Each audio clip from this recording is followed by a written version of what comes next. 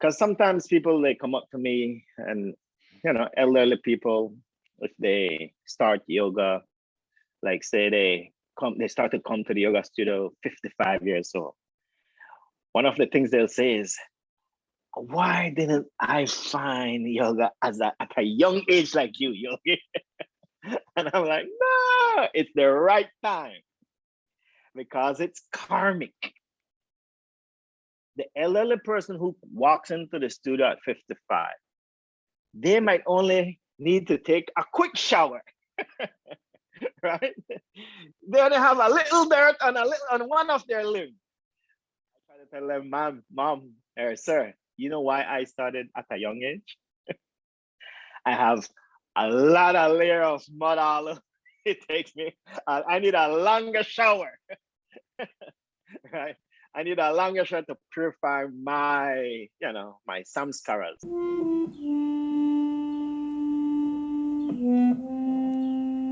When one's intelligence, mind, faith, and refuge are all fixed in the Supreme, then one becomes fully cleansed of misgivings through complete knowledge, and thus proceeds straight on the path of liberation. I like this mantra very much because it tells us here is Krishna is looking at Arjuna and is telling Arjuna, or he's telling us, that we are going to make mistakes. Yes, he engineered this world so divine. The three modes are so strong. The senses are strong. So Krishna knows we will make mistakes in life. So hence the phrase, right? You can become fully cleansed of your misgivings. So sometimes people come to the spiritual platform and we forget that we have to take the introspection with ourselves. Right? It is so easy to find the fault where? In another living entity. Right?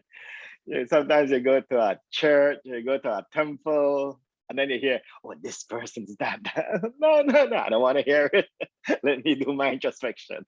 Let me work with my issues that I am getting purified of. Everyone. So the yogis, we have this beautiful philosophy.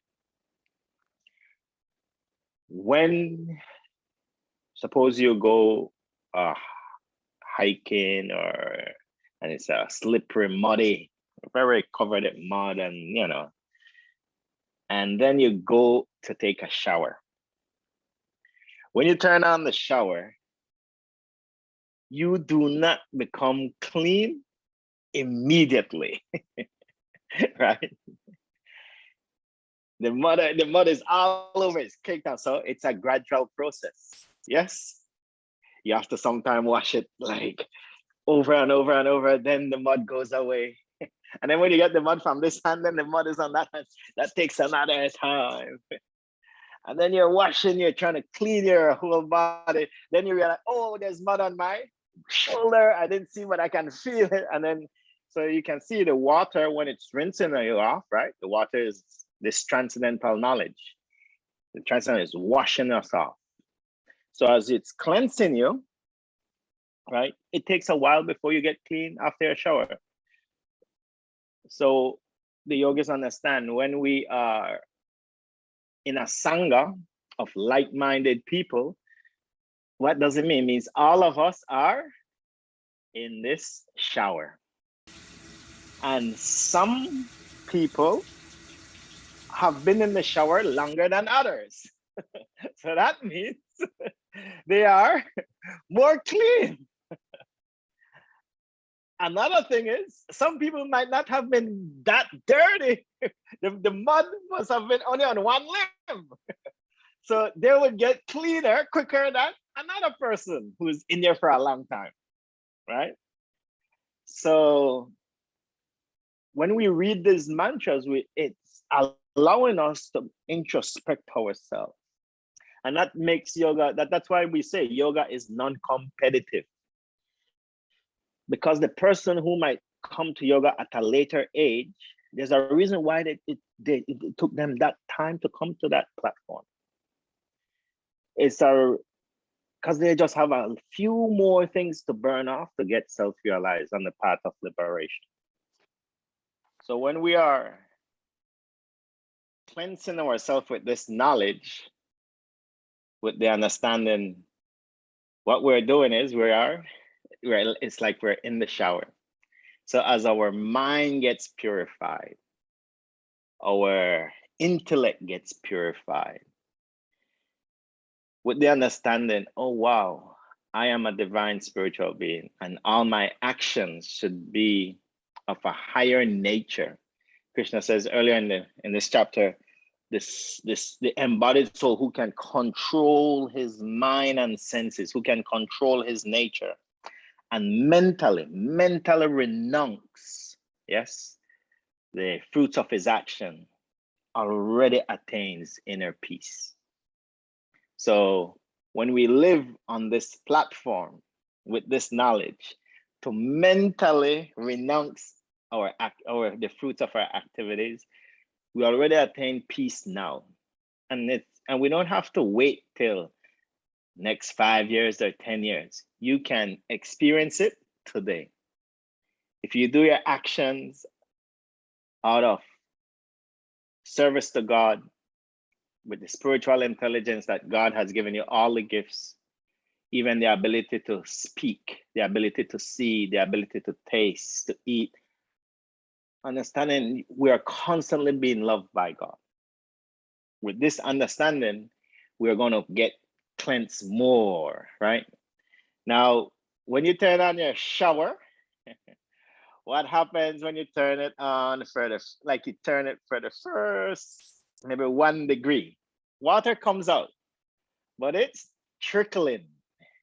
Then you turn it a little bit more pressure, more force. Yes? So to the degree we allow the knowledge to enter our psyche, it will speed up our cleansing process or purification process. And then sometimes you turn on the shower and it comes out so fast and it comes out so cold. What do? We're timid, right? Oh, you put a finger in it, you pull back, you go in, you pull back. So sometimes we can see, we go into the shower of the knowledge and wow. And then sometimes we pull ourselves out of the transcendental knowledge, right? So as we go, to the degree we start to live with this knowledge that we are not the temple, and we use our senses and in moderation, controlling it with the mind and mentally renouncing the fruits of our activities, you will experience it today. Oh, wow, my mind was peaceful today. My mind can be peaceful tomorrow. We have to put it into practice. And the nice thing about life is we get an opportunity to take this shower, to put this wisdom into practice, and to the degree when? Every day. Every day we get up, we're going to encounter scenarios, situations, people, exchanges which allow us, okay, Yogi Charu, are you going to put yourself in the shower? Or are you going to just tip your fingers in the shower? Or are you going to deal with the situation with totally transcendental knowledge? So in winter time, right? Winter is coming in New York City, right? You have to, just now I was up in the mountains here, and there's a beautiful waterfall and a swimming pool. The natural pool, the water is freezing, right? So my friend looked at me Aaron, and he said, "True, it's cold." I said, "Yeah, it's okay." I didn't hesitate. I just dive in, because what happens is we give ourselves more tension by putting a foot in first or a finger in first. No, just immerse yourself, right? So every day we get an opportunity to put the shower of this wisdom into practice. We can put ourselves wholeheartedly in it, or we can put just some of the knowledge into practice. Whatever amount of knowledge we put into the practice, to that degree, we're going to get purified. So some days you'll put some of the knowledge, and then some other days you put a lot more, and you see, wow, it made sense. Your mind gets cleansed, your body gets cleansed, your intellect gets cleansed, and we become more and more purified. So when you are in a sangha, I like to remind my friends, in the sangha where we are evolving, everyone is in the shower of transcendental knowledge. Some of us are getting purified quicker than others. Some of us been in the shower longer than others. Some of us have a higher pressure of dosage of the knowledge into practice. So don't try and find fault with someone who still has some mud, right? If you pinpoint someone, oh, you're still muddy, you know what we are forgetting?